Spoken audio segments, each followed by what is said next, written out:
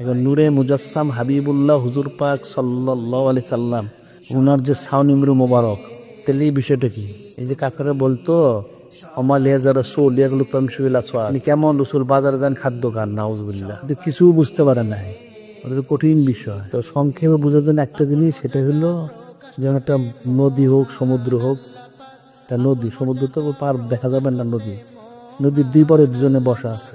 একজন নদী পার হয়ে গেছে, একজন নদীর এই পারে বসা, আর মধ্যে একজন নদীতে সাঁতরাচ্ছে পার হওয়ার জন্য। যে নদীর এই পারে বসাচ্ছে সে ইত্মিনান, কোনো তো তার পেরেশানি আছে, এই জন্য নদীটা পার হইতে হবে, চিন্তিত সে।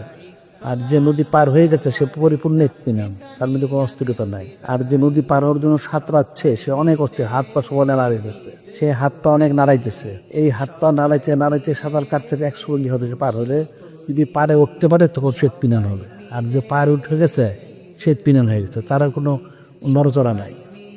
আর এই পারে যে আছে তার নড়চড়া না থাকলেও সে একটু অস্থির আছে, সে চিন্তিত আছে কি করে পার হবে।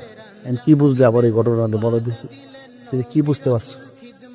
সমস্ত বিষয় মূল সংক্ষেপে বললাম, এটা অনেক ব্যাখ্যা, এটা একদম সংক্ষেপে, সবচেয়ে সংক্ষেপ এটা।